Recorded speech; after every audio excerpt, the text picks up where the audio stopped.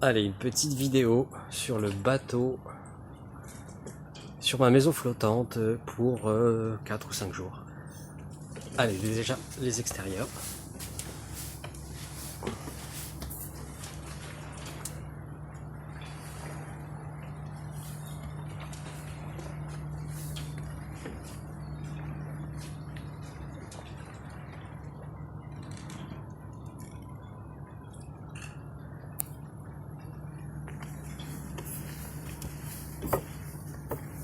C'est un Lagoon 40.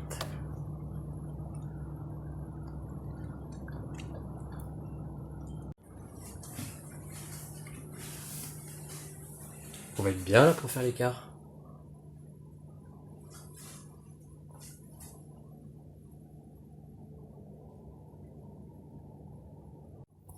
Mes quartiers.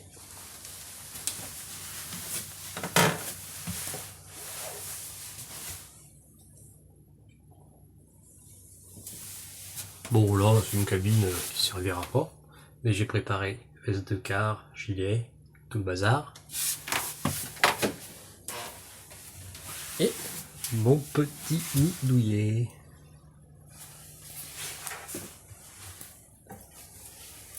Je sais pas comment ça s'ouvre ça.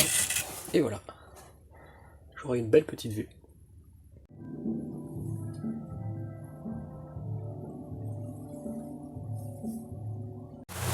Et c'est parti, on quitte Ajaccio, direction Carthagène.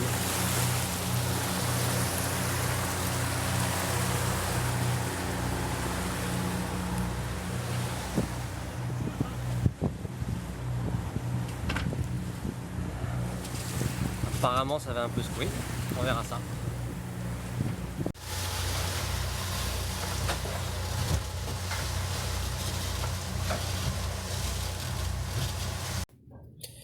J'expérimente pour la première fois un convoyage avec un skipper que je ne connais pas.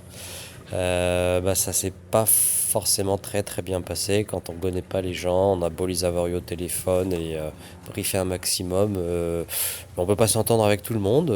C'était une personne très compétente, mais qui ne savait pas forcément, ou en tout cas moi je comprenais pas trop quand il parlait, et sa manière de communiquer un petit peu directive, agressive, me correspondait pas.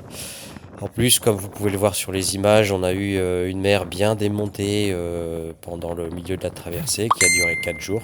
Et c'était une navigation très intéressante parce que je connaissais pas les katas. Et c'est vrai que les katas, on sent pas trop le bateau, hein, c'est différent, c'est d'autres sensations qui sont beaucoup plus confortables que sur un monocoque, mais qui me conviennent peut-être un petit peu moins bien. Donc on a quand même eu des jolis couchers de soleil et j'ai quand même beaucoup appris. C'est pas parce qu'on s'entend pas, on n'a pas d'affinité avec les personnes qu'on peut pas trouver aussi son intérêt dans ce type de navigation. Donc on est bien arrivé sain et sauf à Carthagène, Ajaccio-Carthagène, donc pour redonner le bateau à la société de location en bon état. Comme vous pouvez le voir, la mer était très agitée par moment. On a eu jusqu'à 36 nœuds de vent bien établis le soir. Donc évidemment, on a pris les mesures nécessaires pour être toujours en sécurité sur le bateau. On n'était que deux, donc l'écart n'était pas forcément très bien respecté, ce qui m'a un petit peu dérangé. Mais on faisait des quarts de 3 heures normalement. Et parfois dans la journée, on avait des magnifiques. Là, c'était en fin d'après-midi. On avait une mer là un petit peu calme et un très joli coucher de soleil. Et on a rencontré beaucoup de cargos. Comme vous pouvez le voir, on est passé très près d'un cargo qu'il a fallu gérer. Et comme c'était un bateau de location, on s'est aperçu que la VHF marchait une fois sur deux. On a eu quelques petits soucis. Heureusement que j'avais pris ma VHF perso qui nous a permis de contacter le bateau pour nous rassurer et de savoir qu'il nous avait bien vus. On est passé à 3 ou 4 000 de lui. Et après ces petits événements, voilà, on a des petits moments magiques avec des fabuleux couchers de soleil en pleine mer. On était là, a priori, si je me souviens bien, entre Ibiza et entre Palma et Ibiza.